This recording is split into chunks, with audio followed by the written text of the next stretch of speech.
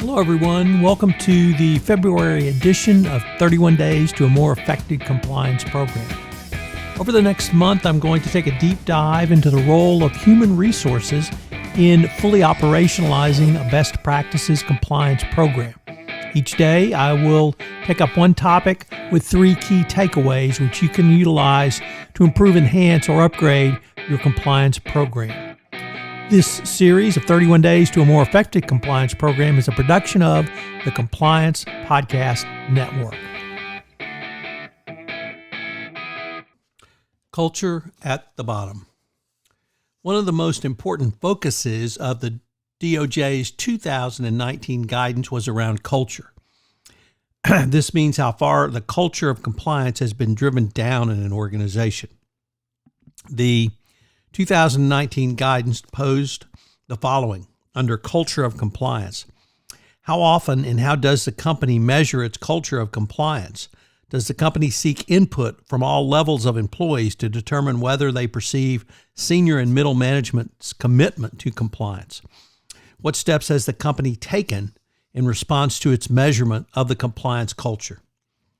These questions point to a chief compliance officer or a compliance practitioner demonstrating how a culture of compliance is being burned in the very fabric of an organization. While leadership at and from the top has long been considered by both the DOJ and compliance professionals as a key element to move compliance forward throughout an organization, the 2019 evaluation has also crystallized thinking around compliance culture throughout an organization, including the bottom.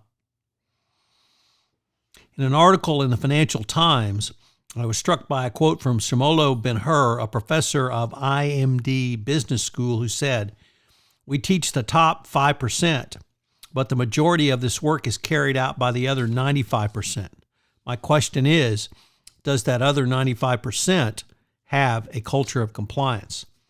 The key for companies is that senior management must find ways to transmit leadership skills to people who do not have leader in their job description and probably will never attend a top-level leadership program.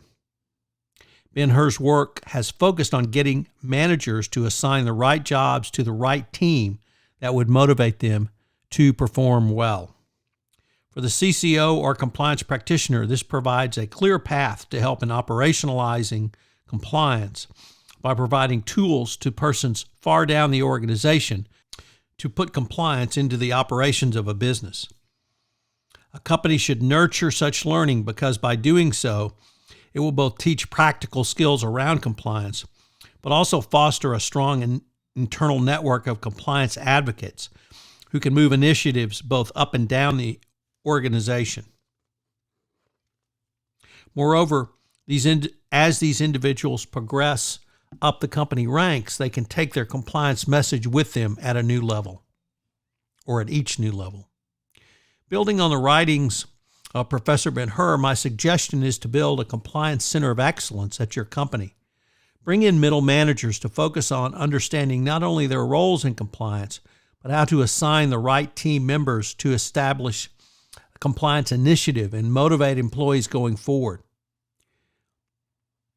You can establish a corporate university to spread ideas about the company going forward.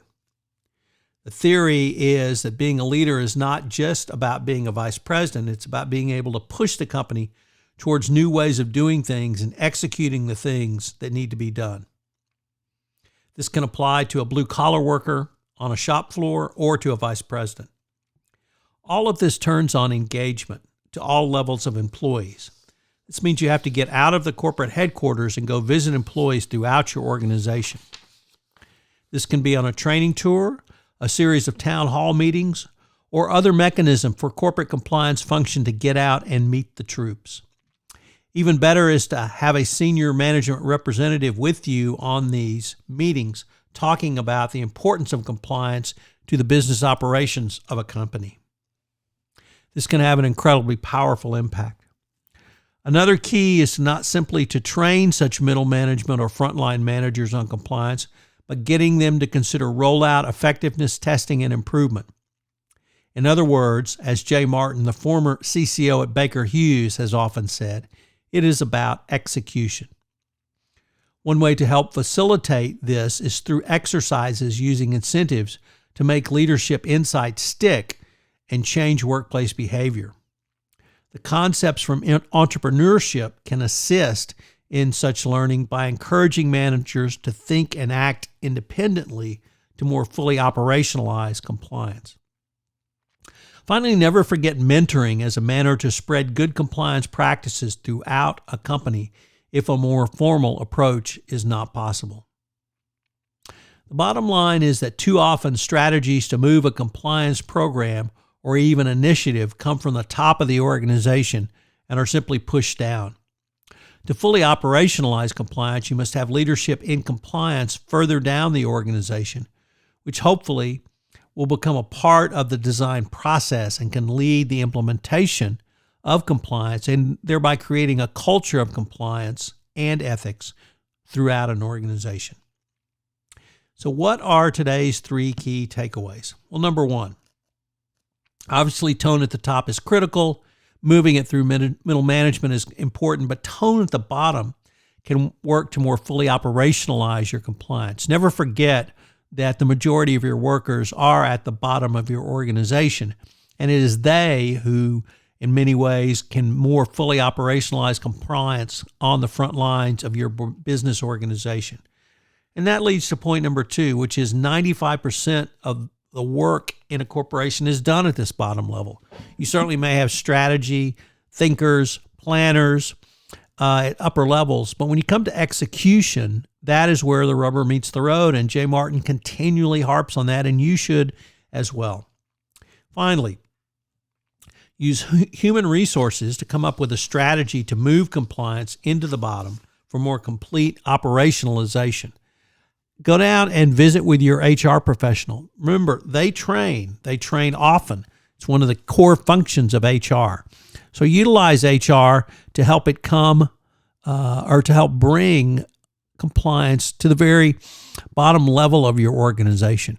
HR has the skills, HR has the tools, HR has the strategy to move compliance down through the middle to the bottom of the organization and utilize those skills, talents, and tools for your compliance message going forward. It can only help, and it can only bring you closer to HR. And as you become closer and more integrated with HR in messaging of compliance, I think it will help your organization down the road in many ways.